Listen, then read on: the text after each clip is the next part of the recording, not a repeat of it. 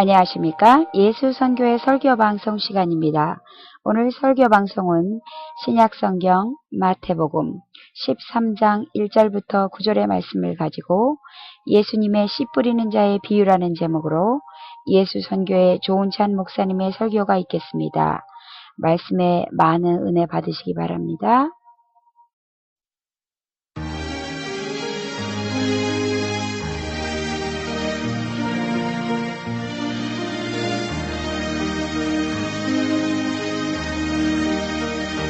나 주님을 사랑합니다. 참 사랑해 주를 경배해 한 마음으로 찬양하오니 우리들의 기도 들으소서.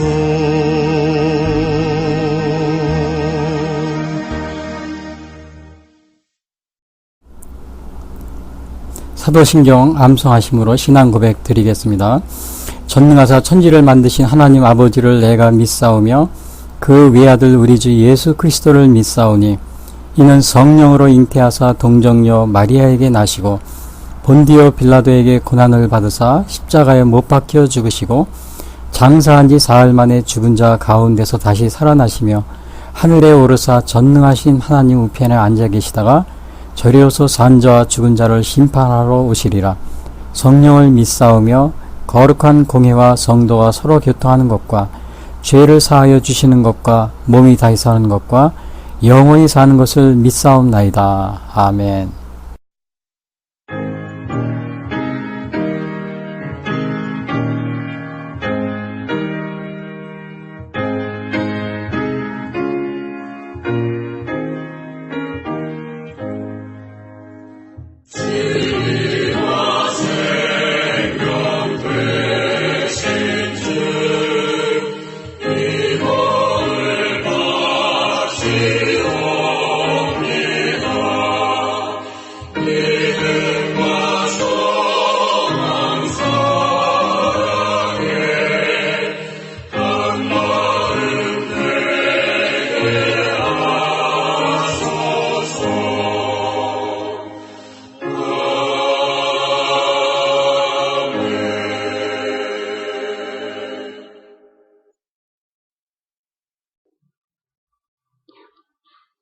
오늘 봉독할 말씀은 신약성경 마태복음 13장 1절부터 9절 말씀입니다.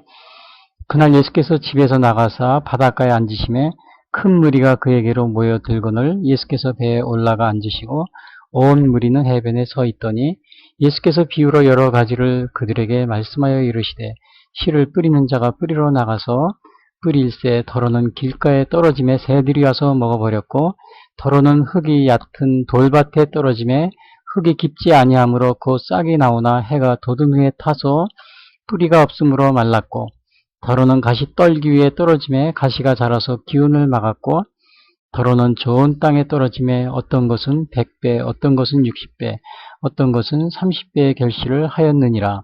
귀 있는 자는 들으라 하시니라. 아멘.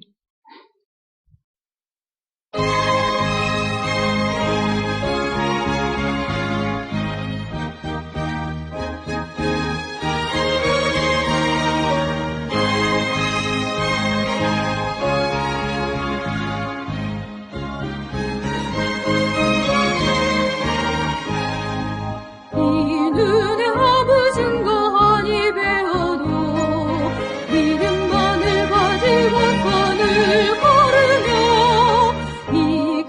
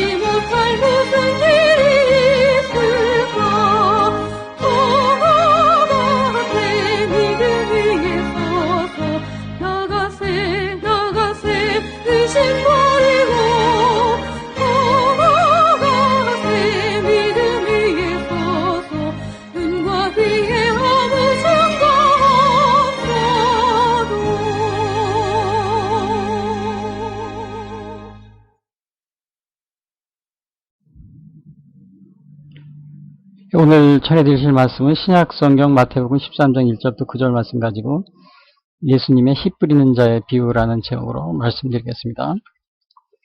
이 비유라는 말은 그리고리어 파라볼에 이렇게 되어 있는데요. 이것은 그 옆에 나란히 두다 그런 의미를 가지고 있습니다. 그러니까 이제 두 개의 유사한 사건과 사물을 가지고 대조하는 거죠, 이게. 그 비유라는 거요. 또 같이 놓거나 병렬시키거나 대조하는 거. 그래서 원래의 의미나 또는 원리 또는 교훈을 이렇게 설명하는 그러한 것을 비유라고 이렇게 정의하고 있습니다. 마태복음 13장에는 7가지 천국 비유가 나옵니다. 여기 7가지가 뭐냐면 씨 뿌리는 자의 비유, 또 알곡과 가라지 비유, 겨자씨 비유, 또 누룩 비유, 감추인 보화 비유, 값진 진주 비유, 또 그물 비유 7가지가 나옵니다. 근데 이제 그 외에도 마태복음 24장에는 무화과 나무의 비유라는 게 있어요. 두 하인의 비유가 있고요. 25장에는 10처녀의 비유와 달란트 비유 등이 있습니다. 예수님이 이렇게 비유를 가지고 이렇게 이제 많은 말씀을 하셨는데요. 오늘 제가 말씀드릴 것은 씨 뿌리는 자의 비유입니다. 씨 뿌리는 자의 비유인데 이 씨 뿌리는 자의 비유는 예수님이 배 위에서 해변가에 이제 사람들이 막 몰려오니까 예수님이 가까이 있는 배에 올라가셔서 이제 군중들을 보고 이렇게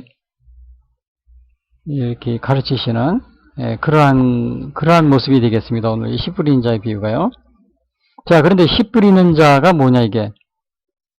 씨 뿌리는 자는 하나님 또는 예수님 또 복음 전파자 이렇게 보고 있습니다. 그러니까 여기서 씨는 우리가 그냥 뭐를 자라게 하는 곡식을 자라게 하는 단순한 그런 의미보다 이 복음의 씨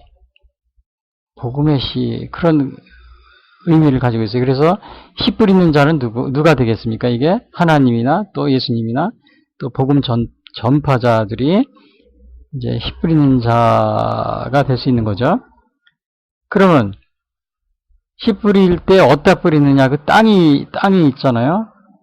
그 땅이 있는데 여기에는 4종류의 땅이 나옵니다. 길가 땅, 그 다음에 흙이 많은 돌밭 땅, 가시덤불 땅, 좋은 땅 이렇게 4종류가 나오는데 이 땅이라는 건 뭐예요? 결국은 씨 뿌리는 자가 하나님이나 예수님이나 복음 전파자를 상징한다면 이 땅이라는 것은 뭐예요? 사람의 마음의 상태를 상징한다고 볼 수 있습니다. 사람의 마음 상태. 그러니까 어떠한 마음의 상태냐? 어떠한 땅이냐? 씨가 뿌려지는 거죠. 그러니까 어떠한 마음의 상태인가? 그걸 오늘 설명하는 것이 4가지 종류의 이제 땅이 나옵니다. 그 4절 먼저 보면 4절에 보면 더러는 길가에 떨어짐에 그랬어요. 길가에 떨어지면 새들이 와서 먹었고. 그러니까 이 복음의 씨가 뿌려지는 겁니다. 하나님이나 또 예수님이나 복음 전파자에 의해서. 그런데 어디에 떨어졌느냐? 이 씨앗이 복음의 씨 길가에 떨어졌대. 길에 떨어진 겁니다. 그런데 결과는 어떻게 했어요? 새들이 와서 먹어버렸다. 새들이 와서요. 길에서 새들이 아마 뭘 주워 먹는 거 이거 많이 봤을 겁니다. 저도 요즘에 보면 아침이나 저녁마다 보면 그러니까 아침에 저희 집 앞에는 이렇게 비둘기들이 많아요. 그래서 아침만 되면 그냥 비둘기들이 쫙 떼지어 가지고 와서 뭐 길에서 뭔가 열심히 먹고 있어요. 뭐 짜서 우리 눈에는 안 보이는데 새들 눈에 보여요. 그러니까 낮에 동안에 이제 하루 동안에 사람들이 길에 다니면서 흘린 거, 떨어뜨린 거 이런 걸 다 주워서 먹는 거예요. 꼭 아침마다 제가 보면 쌍쌍이 다니면서 비둘기는 주로 쌍쌍이 많이 다니는데 근데 길가에 떨어지면 주워 먹는 거예요. 근데 우리가 지금 복음의 말씀이 길가에 떨어졌다고 그랬어요. 길가에 떨어짐에 당연히 어떻게 되세요? 새들이 주워 먹는 거죠. 길에 떨어지면 새들이 발견하기가 쉬워요. 그래서 금방 그걸 주워 먹습니다. 그러면 이 길가라는 땅이라는 마음의 상태는 어떤 것이냐, 이게. 길가의 땅의 마음의 상태는 어떤 것일까요? 그러니까 복음의 씨앗이 떨어져도 다 새들이 와서 먹어버린 상태니까 어떻게 돼요? 이거를 받아들이지 못한 겁니다. 마음의 문을 굳게 걸어 잠갔기 때문에 이 복음의 씨앗이 떨어지지가 못해요. 땅이 또 딱딱하잖아요. 거기에 그냥 위에 있다가 새들이 먹어버리는 거죠. 그냥 복음의 마음의 문을 굳게 걸어 잠고 복음을 받아들이는 것을 거부하고 그러한 사람들을, 그러한 마음의 상태를 말합니다. 아, 우리 주위에 많이 있죠. 아무리 전도하고 복음을 전해도 제가 주위에 어떤 아는 사람이 많이 있지만 그냥 뭐 저희 나이가 있지만은 뭐 한 4, 50년 같이 보고 지내는데 만날 때마다 이제 예수님 믿으시죠. 그래도 끄떡도 안 합니다. 아직까지도. 거의 대부분의 사람들이 다 그래요. 이제 죽을 날이 얼마 안 남았는데도 마찬가지예요. 마음의 문을 완전히 굳게 걸어 잠갔기 때문에 그러면 왜 이렇게 복음을 철저히 거부하고 배격하는가? 가만히 보면은 그러한 사람들은 그 자기 자신의 경험 또 자기의 학식 그걸 아주 최고라고 생각하기 때문에 그렇습니다. 그래서 안 바뀌어요. 자기 자신의 경험이나 학식을 최고라고 생각해요. 대표적인 게 이 우리나라 김일성을 추정하는 이 공산주의나 김일성을 추정하는 이런 사람들 뭐예요? 신봉자들. 그 사람들이 주장하는 게 뭐예요? 사람 중심. 사람 중심은 북한에서 자주 잘 쓰는 말입니다. 근데 우리나라에서도 많이 쓰고 있어요. 정치인들이. 그러니까 이게 북한에서 이게 어떻게든지 이게 물들고 있는 겁니다. 인본주의잖아요. 이거 완전히 사람 중심 인본주의. 김일성 주사파. 그 사람들은 어떻게 해요? 기독교인들을 완전히 박멸하려고 그랬잖아요. 지금도 북한에서. 근데 이게, 사람 중심 인본주의. 자기의 자신의 경험이나 학식을 최고로, 주체사상 이런 거요. 그거를 최고로 생각하기 때문에 그렇습니다.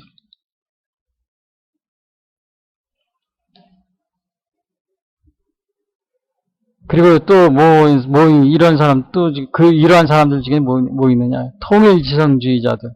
김일성을 추정하면서 통일을 주장하는 사람들이 있어요. 통일지성주의자들. 이런 사람들도 뭐예요? 복음을 철저히 거부합니다. 왜? 김일성을 따르니까. 공산주의자들, 공산주의면서 통일지성주의자들, 완전히 복음을 철저히 거부합니다. 여러분, 북한 사람들 가끔 평창올림픽 때나 스포츠 할 때 같이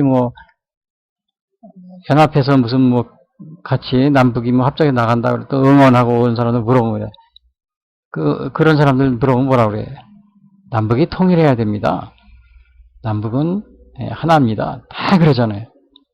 근데 그 사람들의 이 통일은 뭐예요? 김일성 주체 사상에 기반한 통일입니다. 그러니까 어떻게 돼요? 사람 중심 완전히 인본주의.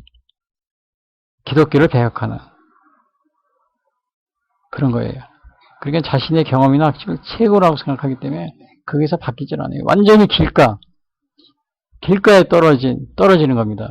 근데 우리 대한민국에도 바로 이 김일성을 추정하거나 공산주의를 북한을 추정하면서 하는 통일지상주의, 그냥 통일을 주장하는 사람인가 하면 북한을 추정하면서 하는 통일지상주의자들이 있어요. 이런 사람들은 완전히 길가입니다. 길가에 떨어진 시하고 똑같아요. 그래서 기독교를 완전히 배격하고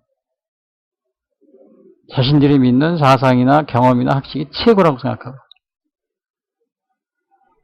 그런 사람들 완전히 길가와십니다. 다 이리 와서 새들이 와서 쪼아 먹어버렸어요. 새들이 와서 먹어버렸다. 이 새들은 종류가 많아요. 한 300여 종이 되는데 300여 종이 됩니다. 이 김일성 주사파도 그 중에 하나의 새가 될 거예요. 이게 오늘 여기서 이게 뭐야? 그 새들이 와서 쪼아 먹어버리니까 저도 이런 적이 있어요. 사실 제가 씨를 뿌려본 적이 있어요. 제가 농사를 어렸을 때 학교 다니면서도 틈틈이 농사일을 돕잖아요. 근데 어떤 데는 씨도 뿌려봐요. 근데 저희 밭은 산골에 있었는데 이 새들이 막 씨 뿌릴 때 벌써 새들이 보고 있는 거예요. 사방에서 막 새들이 막 지저귀해요. 그리고 우리 어머니가 그래. 저 녀석들이 그러더라고요. 저 녀석들이 우리 가면은 여기 다 저기 씨를 파먹어서 어떤 데는 다 파먹어가지고 콩을 심었는데 하나도 콩이 몇 개 싹이 안 났어요. 그래서 왜 그러냐 했더니 새들이 다 파먹었다는 거예요. 그 다음에는 어떻게 했냐면 우리 어머니하고 같이 이제 콩을 심으면서 어떻게 했냐면 이번에는 재 있잖아요. 까만 재하고 같이 심는 겁니다. 콩을 섞어가지고. 그러니까 새들이 와서 막 땅을 파도 재가 있으니까 씨가 안 보이잖아요. 그러니까 못 먹는 거죠. 그래서 그다음부터는 이 씨를 실 때는 꼭 재를 뿌리고서 그 위에 씨를 심었어요. 그럼 새들이 와서 막 찾다가 못 찾고 그냥 가는 거예요. 그러니까 새들도 약지만 우리 사람은 더 머리가 뛰어나죠. 그래서 여러분 그런 생각 해봤어요? 그게 하나의 방법이더라고요. 새들이 막 먹으니까 재를 갖다 섞어 넣어서 씨를 뿌리니까 재 때문에 못 찾아요, 씨를. 그래서 싹이 나고 콩을 수수하고 그런 적이 많이 있어요. 그렇게 해서 보니 그 다음에 새싹들이 다 났더라고요. 나는 놈 위에 뛰는 놈이 있다고 그런 거죠. 그래서 제가 속으로 그렇게 하면서 이야 우리 조상님들이 정말 지혜가 대단하다. 지혜가 있다. 네, 그걸 새삼 느끼게 되더라고요. 새 얘기를 하다 보니까 이 얘기를 하는데 아무튼 새가 이게 다 파먹는 거예요. 이 새는 뭐예요? 이 13장 35절에 13장 15절에 예수님이 이거에 대해서 이렇게 설명합니다. 이것은 아무나 천국 말씀을 듣고 깨닫지 못할 때는 악한 자가 와서 그 마음에 뿌려진 것을 빼앗나니 이는 곧 길가에 뿌려진 자요. 그러니까 천국 말씀을 듣고 깨닫지 못하니까 악한 자가 와서 그 마음에 뿌려진 것을 빼앗는다고 그랬어요. 13장 19절에 그렇게 설명하고 있어요, 예수님이. 악한 자는 누구예요? 사탄, 또 마귀죠. 사탄, 마귀. 새들이 300여 종이 된다고 그러는데, 그 중에 이 사탄, 마귀의 역할을 하는 거예요, 이 새들이. 다 그냥 빼앗아 가니까요. 공산당들도 그 새들 중에 하나입니다. 저 북한의 김일성 주사파도 마찬가지고, 또 우리나라의 그 김일성을 북한을 추정하면서 하면 통일상주의자들. 이 정말 통일상주의자들. 이런 사람들은 뭐야? 남북 통일 평화. 이걸 그렇게 외칩니다. 그래가지고, 정전협정하자, 평화협정 체결하자. 그래가지고 남쪽을 무장해제시켜가지고, 적화통일시키려고. 월남식으로. 그렇게 장기회를 부리는 사람들이 북한을 추정하는 통일상주의자들. 이 통일상주의자들은 완전히 새죠, 새. 길가에 떨어진 씨앗을 기독교를 완전히 적대시하고, 그렇잖아요. 300마리의 새들 중에 하나. 이 마귀라고 그랬잖아요, 새는. 마귀를 상징한다고 그랬죠. 공산주의, 북한을 추정하는 이 공산주의, 주사파, 그리고 북한을 추정하면서 하는 통일지상주의자들, 이런 사람들이 다 뭐예요? 마귀와 사탄의 역할을 하는 겁니다. 300마리의 새, 그런 역할을 하는 거죠. 다 그 믿음의 씨앗을 다 빼앗아 가는 거예요. 여러분은 길가에 떨어진 씨앗, 길가 같은 땅이 아닙니까? 여러분들은 길가 같은 땅이 있는 사람은 복음을 거부하고 배격하고 안 받아들이는 거예요. 그러니까 그런 사람들은 그런 마음의 상태에 있지 않습니까, 여러분들이? 그리고 또 하나는 어떤 거냐? 5절에 보니까, 이제 5절, 6절. 흙이 얕은 돌밭에 떨어진 씨앗이 있대요. 5절, 더러는 흙이 얕은 돌밭에 떨어지면 흙이 깊지 아니하므로 곧 싹이 나오나 해가 돋은 위에 타서 뿌리가 없으므로 말랐고. 흙이 얕은 돌밭. 흙은 있는데 흙이 얕대요. 돌밭에 떨어지니까 어떻게 돼요? 싹이 나왔죠? 그러나 해가 돋은 후엔 해가 뜨거우니까 그게 뭐라고 그랬어요? 타서 뿌리가 없으므로 말랐다고 그랬어요. 흙이 깊지 아니하므로 그 싹이 나오는 해가 돋은 후에 타서 뿌리가 없으므로 말랐다. 그러니까 이 돌밭과 같은 그러한 상태의 마음을 가지고 있는 사람, 그런 사람은 이 하나님의 말씀이 자라지 못하는 거예요. 조금 자라다가 그냥 햇빛 나면 타서 죽는 겁니다. 우리나라도 그 돌밭이 많은데요. 제주도 같은 데 하면 돌이 많다고 그래요. 그 흙이 귀해대요. 그런 데서는 싹이 나도 금방 타서 말라 죽겠죠. 이러한 사람들은 뭐예요? 돌밭 땅을 가지고 있는 사람들은 뭐예요? 아까 길가는 뭐예요? 완전히 마음의 문을 걸어 잠고 예수님을 그냥 아예 복음을 대역하는 사람. 이 돌밭 같은 땅을 가지고 있는 사람들은, 그러한 땅의 상태의 사람들은 뭐예요? 복음을 단순하고 파생적으로 이해하는 사람들입니다. 복음을 받아들이긴 받아들여요. 싹이 나요. 그러나 복음이 자라요. 그러나 감정에 치우쳤기 때문에 어떻게 돼요? 금방 사그러듭니다. 감정에 치우쳐. 받아들이긴 하지만은 속이 깨어지지 않는 사람들. 복음을 쉽게 받아들이고 기뻐하지만 역경이 오면 어떻게 돼요? 어려움이 오면은 신앙을 버리는 사람들. 그거를 뭐예요? 얕은 돌밭에 떨어진 씨앗. 그 얕은 돌밭 같은 사람들. 얕은 돌밭의 상태를 가지고 있는 사람들. 길가에 떨어진 상태의 사람들, 얕은 돌밭의 상태의 사람들. 그런 사람이 있는 겁니다. 해가 돋은 후에는 뿌리가 깊지 않으므로 말랐다고 그랬어요. 13장 20절에서 예수님이 이거에 대해서 이렇게 설명을 해주십니다. 돌밭에 뿌려졌다는 것은 말씀을 듣고 즉시 기쁨으로 받되 그 속에 뿌리가 없어 잠시 견디다가 말씀으로 말미암아 환난이나 박해가 일어날 때에는 곧 넘어지는 자요. 그 어려움이 있으면은 신앙생활 하다가 어려움이 있으면 곧 넘어진다는 겁니다. 그것이 돌밭, 흙이 얕은 돌밭에 떨어진 씨앗. 그것을 말하고 있어요. 흙이 얕은 돌밭. 전에도 제가 얘기한 적이 있는데 어느 분이 교회를 다니면서 잘 열심히 믿었어요. 정말 뜨겁게 믿었어요. 근데 6개월이 딱 지났는데 안 나와요. 그래서 교회를 그만둔 거예요. 그렇게 열심히. 이게 감정에 지우친 그런 믿음이었죠. 어려움이 있으니까. 그래서 나중에 만났는데 무슨 일이 있었습니까? 그랬더니 교회를 다니다 보는데 그동안 6개월 다녔는데 되는 일이 없대요. 하도 되는 일이 없어가지고 다시 절에 다닌다고. 절에는 불교로 믿는다는 거죠. 그냥 이것은 뭐예요? 흙이 얕은 돌밭에 떨어진 씨앗. 그 뭐예요? 복음을 단순하게 이해하지만 감정에 너무 지우친 사람들.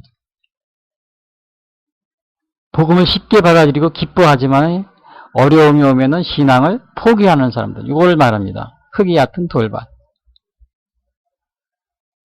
제가 어느 신앙인을 만났는데요. 그분이 자기 자녀가 갑자기 죽었어요. 억울하게. 그것도 살해당해서 죽었어요.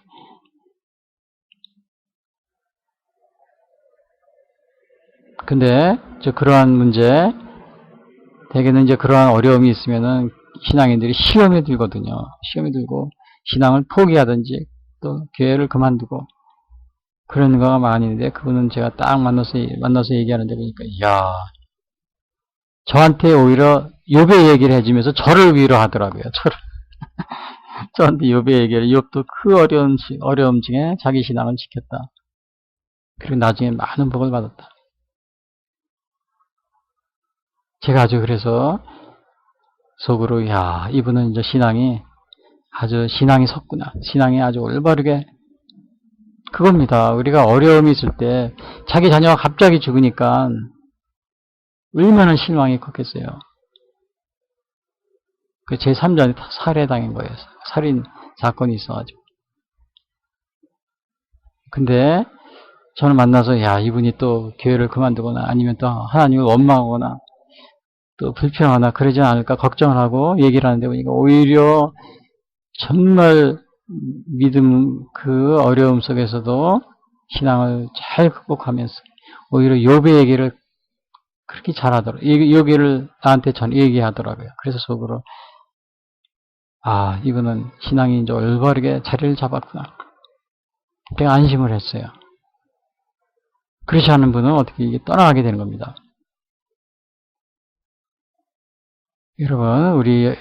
여러분들은 돌밭에 떨어진 씨앗과 같지는 않습니까? 아까 길가에 떨어진 씨앗, 여러분 스스로, 우리 스스로 한번 판단해 보시기 바랍니다. 나는 길가에 떨어진 씨앗이 아닌가? 나는 또 얕은 돌밭에 떨어진 씨앗은 아닌가? 스스로 판단할 수 있습니다. 그 다음에 세 번째는 뭐냐? 7절 중에 가시떨기에 떨어진 씨앗이 있대요. 예수님이 말씀하시죠. 7절에 뭐라 그러냐? 더러는 가시떨기 위에 떨어짐에 가시가 자라서 기운을 막았고, 가시가 자라서 기운을 막았대요. 가시떨기는 여러분이 저는 시골에 자라서 압니다. 이 어느 뭐가 자라고 있는데 그 중에 가시떨기 나무 이런 데서 숯불 속에서 막 자라는 게 있어요. 그런 거는 자라지 못합니다. 막 눌려가지고 또 그걸 헤쳐나오는데 기집맥지 나가지고 금방 이게 튼튼하게 자라지도 못하고 그래요. 햇빛도 제대로 받지도 못하고. 여기서도 뭐라 그런 거예요? 가시떨기 위에 떨어짐에 가시가 자라서 기운을 막았다. 그러니까 그 나무 자라는 그 기운을 막아요. 그러니까 자라질 못하죠. 자라기는 오래 자라요. 그러나 약해요, 아주. 그러니까 이거는 뭐냐면 오랜 신앙생활을 했지만은 열매가 없는 거예요. 열매를 맺지 못해요. 가시떨기 위에 떨어진 씨앗이라고 그랬어요. 이것은 내부적인 문제보다는 뭐예요? 외적인 환경, 여건, 또 유혹. 그 외적인 환경과 여건에 의한 유혹을 극복하지 못하는 사람들. 외적인 환경과 여건에서 발생되는 유혹을 극복하지 못하면은 열매를 못 맺는 겁니다. 계속. 열매를 맺지 못해요. 그래서 13장 22절에서는 예수님이 이거에 대해서 이렇게 얘기합니다. 가시떨기에 뿌려졌다는 것은 말씀을 들으나 세상의 염려와 재물의 유혹에 말씀이 막혀 결실하지 못하는 자요. 그러니까 세상의 염려. 세상의 염려가 얼마나 많겠어요. 그 신앙생활 하다가 온갖 염려가 많이 있잖아요. 이번에는 어떻게, 저걸 어떻게 하지? 또 저 일은 어떻게 하나? 또 저 문제는 큰 문제가 생겼는데. 그렇게 염려가 있으면 우리가 기도하고, 그거를 믿음으로 극복하면 되는데, 그 염려에 빠지느라고 열매를 못 맺는 겁니다. 세상의 염려로. 또 재물의 유혹. 그 재물의 유혹이 돼가지고 신앙을 버리거나 열매를 맺지 못하는 거예요. 재물의 유혹에 빠진 대표적인 사람이 누구세요? 가룟 유다가 있잖아요. 은30에 예수님을 팔고 또 믿음을 저버리고 그러한 유혹에 빠지면 어떻게 돼요? 열매를 맺지 못하는 거예요. 세상의 염려와 재물의 유혹. 사실 이 가시떨기에 떨어지는 이 마음의 상태에 있는 사람, 이러한 상태에 있는 사람들이 굉장히 많습니다. 저도 그러한 것을 많이 겪어요. 우리 사람도 자라다 보면 뭐 유년기, 뭐 청년기, 사춘기 막 이런 거 거치잖아요. 특히 그 사춘기 때는 방황을 많이 합니다. 왜냐? 세상의 염려와 이런 것들이 온갖 많이 있어가지고 뭐 대학 입시 문제, 또 자기 건강 문제, 또 앞으로 어떻게 해야 될 것인지, 또 남자는 군대 문제, 굉장히 그 시기가 사춘기 때잖아요. 고등학교 졸업 전후로 해서.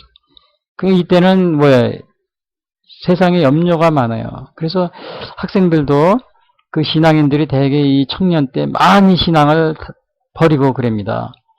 이 초등학교, 교회학교도 보면 초등학교, 중등부, 고등부까지는 신앙생활 잘하다가 요 후에 이제 사춘기 때 그때 많이 신앙을 잃어버리고 그런 사람이 많이 있다고 통계가 나옵니다.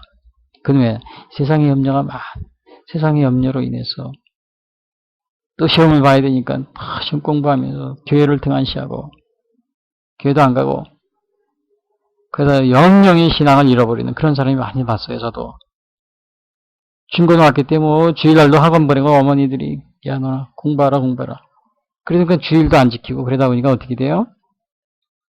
신앙을 잃어버리고 대학은 갔어요.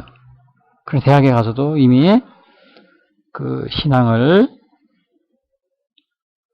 성장하지 못하기 때문에 그냥 계속적으로 교회를 등지게 됩니다. 그래서 여러분들 자녀들 사춘기, 또 중고등학교 때, 이런 때, 물론 어른들도 염려가 많이 있어요.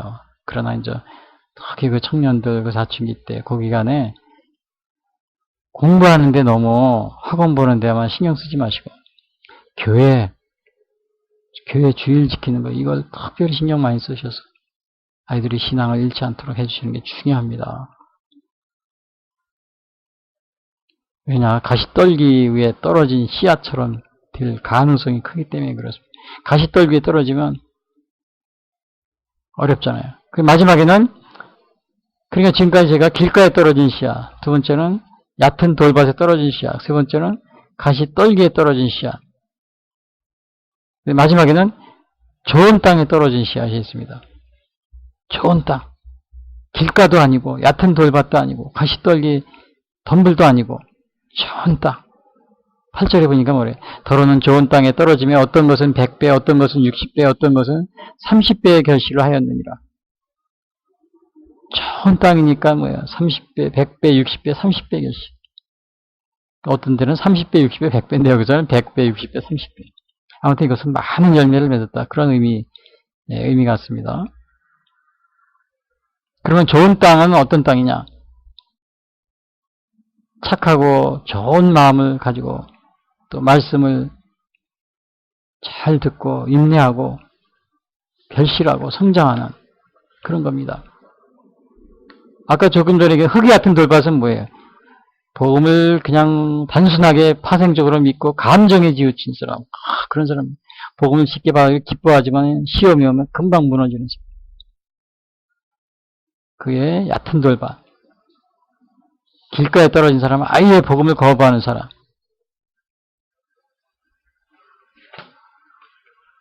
가시떨기에 떨어진 사람은 뭐냐? 세상의 염려와 재물의 유혹에 자라지 못하고 흐느적거리다 열매를 못 맺는 거예요. 오늘 좋은 땅에 떨어진 씨앗, 그러한 마음, 그러한 땅, 30배, 60배, 100배의 결실을 맺는.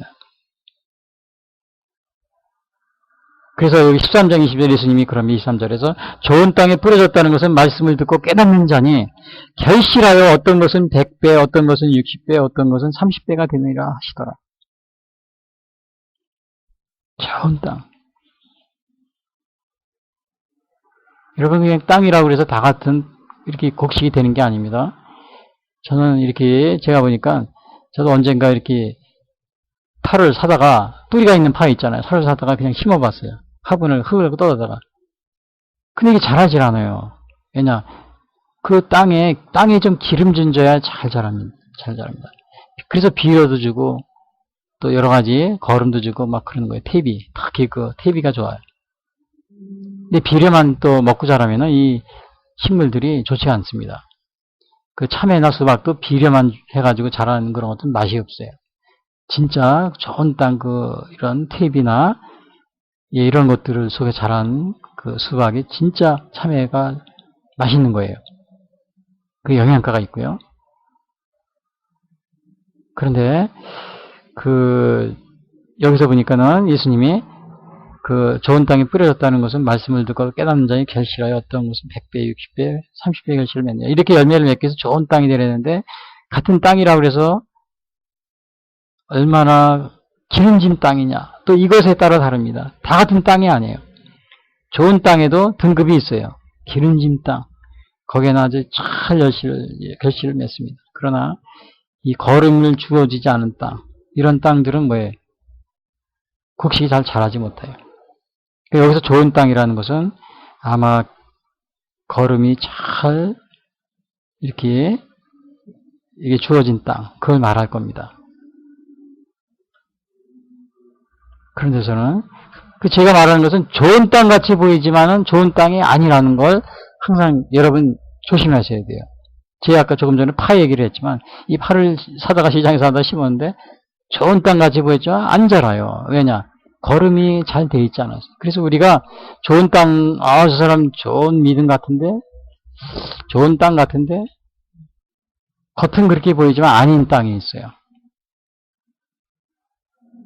또 비료만 준 땅. 그러면 좋은 땅 같이 보이지만 좋은 땅이 아닙니다. 벼도 마찬가지예요. 비료만 먹고 자란 벼가 있어요.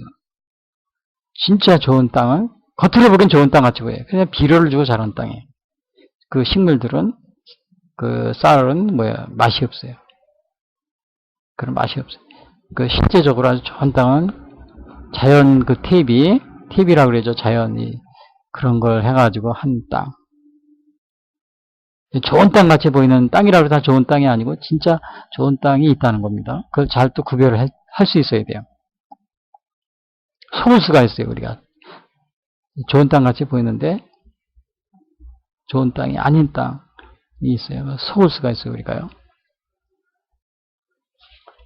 그래서 오늘 네 가지 종류의 땅이 있었는데 첫 번째가 길가에, 결론적으로 말씀드리면 길가에 떨어진 땅은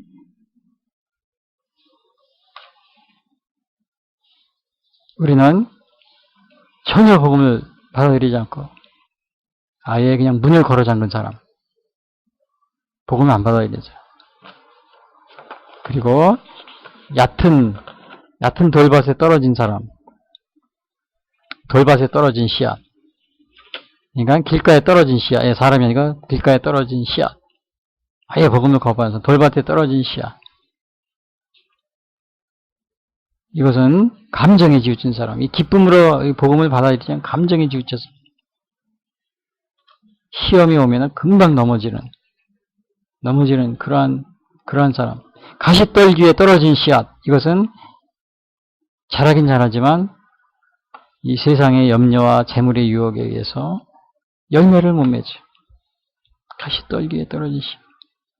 그 좋은 땅에 떨어진 씨앗. 오늘 그것은 말씀을 듣고 깨닫고 결실하여 100배, 60배, 30배 그런 열매를 맺는 그런 신앙을 여기서 얘기해 주고 있습니다.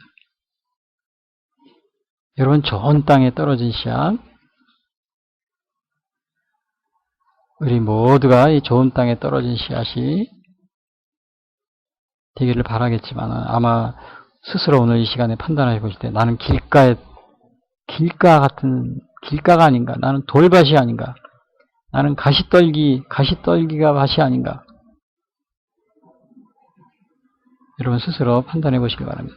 사실 저도 어릴 때부터 가만히 신앙생활을 이렇게 한 거 보면 저도 길가, 또 돌밭, 가시떨기 주로 그런 밭이었어요. 그런 땅이었어요. 저도 지금 가만히 생각해 보니까. 왜냐하면 어떤 때는 목사님 말을 그냥 다 흘려버리고 길가죠, 이거 완전히. 또 어떤 때는 염려 때문에 가시떨기, 그냥 세상의 염려, 또 이 재물의 유혹 이런 것 때문에 신앙이 자라지 못하고 성장하지 못하고 그런 적도 너무 많이 있었고, 돌밭 같아가지고 조금 자라다가 시들어서 없어진 것도 많이 있었고, 좋은 땅이 되려고 열심히 하나님께 기도하고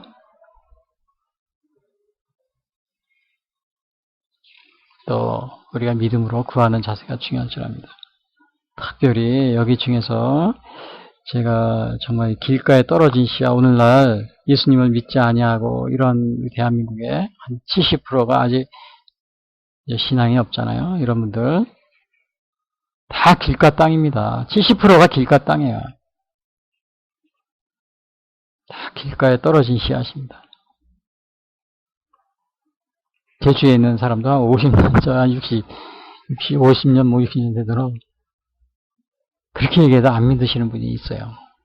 그럼 제가 요즘에는 이야, 대단하다. 저 그렇게 만나서 얘기한 지 50년이 넘었는데도 아직도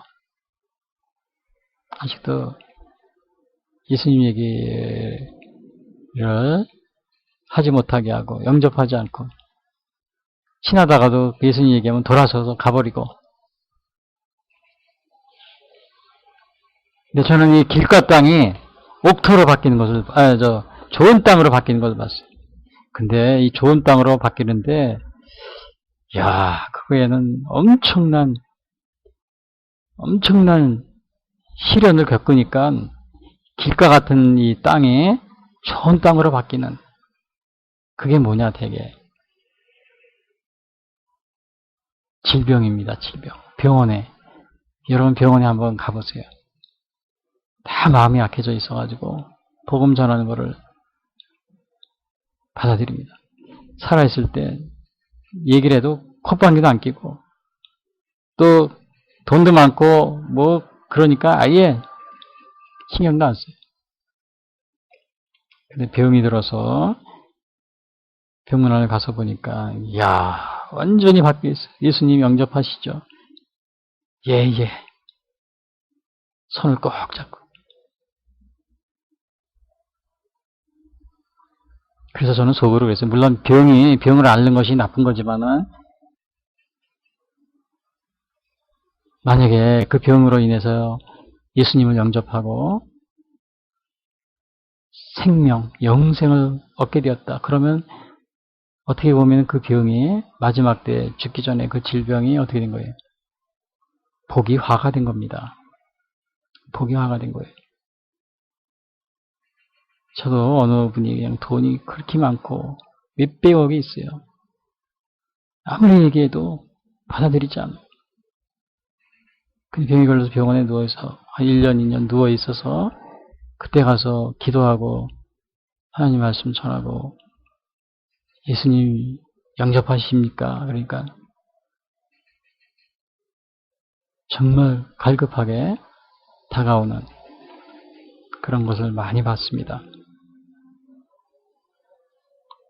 땅이 옥토로 바뀐 겁니다. 비록 질병으로 해서 정말 육체적으로는 고난을 당하지만 우리 다 같이 꼭 그렇게 되지 않다 하더라도 뭐 질병뿐만이 아니고 다른 어려운 일 그럴 때 이 땅이 바뀌는 걸 봤어요, 제가. 근데 그렇게 되기 전에 우리는 평소에 정말 좋은 땅이 되어서 우리 주님을 기쁘게 하고 이 복음을 기쁜 마음으로 받아들이고 많은 열매를 맺고 저도 이 가시덤불 같은 그러한 땅에서 오랫동안 신앙생활을 많이 제가 돌아보니까 그런 적이 굉장히 많은 걸 생각이 돼요. 가시덤불 속에서 내 신앙이 오랫동안 있었구나 이런 것을 느낄 때가 많이 있었어요. 우리 다 같이 좋은 땅이 되어서 많은 열매를 맺는 저와 또 여러분이 되기를 바라겠습니다. 다 같이 기도하겠습니다.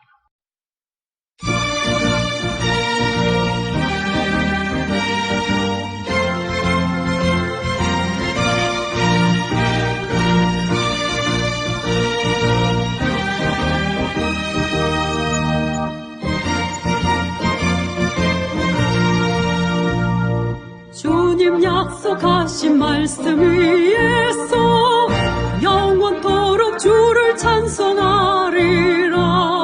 소리 높여 주께 영광 돌리며 약속 믿고 굳게 서리라. 굳게 서리 영원하신 말씀 위에 굳게 서리 굳게 서리 그 말씀 위에 굳게 서리라. 주님 약속하신 말씀 위에서 세상 염려 내게 엄습할 때에 용감하게 힘써 싸워 이기며 약속 믿고 굳게 서리라. 굳게 서리 영원하신 말씀 위에 굳게 서리 굳게 서리 그 말씀 위에 굳게 서리라. 주님 약속하신 말씀 위에서 영원하신 주의 사랑이 믿고 성령으로 힘써 싸워 이기며 약속 믿고 굳게 서리라. 굳게 서리 영원하신 말씀 위에 굳게 서리 굳게 서리 그 말씀 위에 굳게 서리라.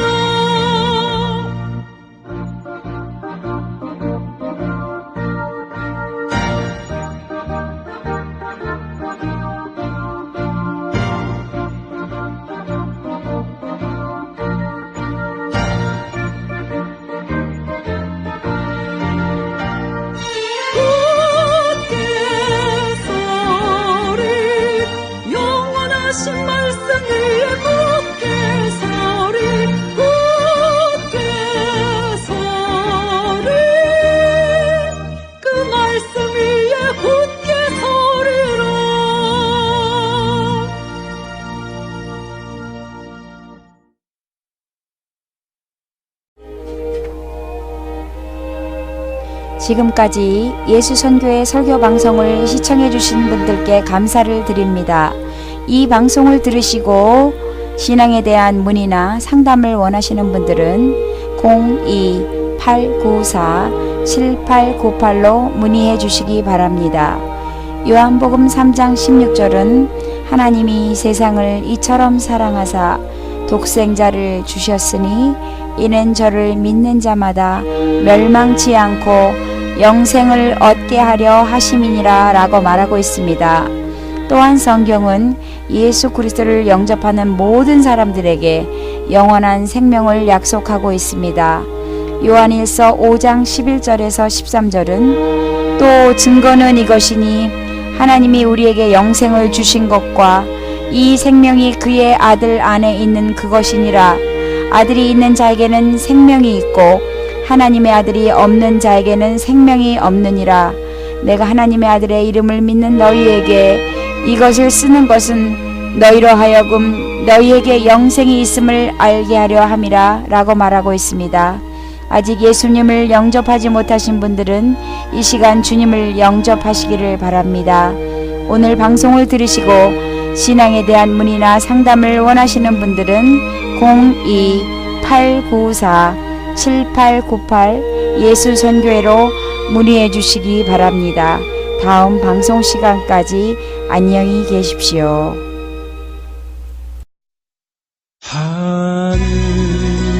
하늘에 계신 아버지 이름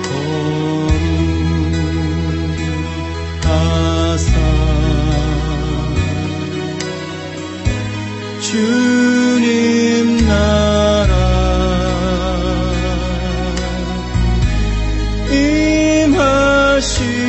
임하시고 뜻이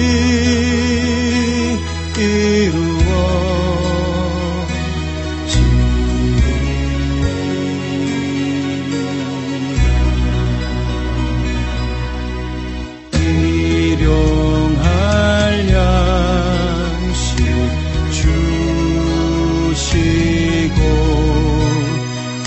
우리들의 큰 죄 다 용서하옵시고 또 시험에 들게 마시고 악에서 구원하소서.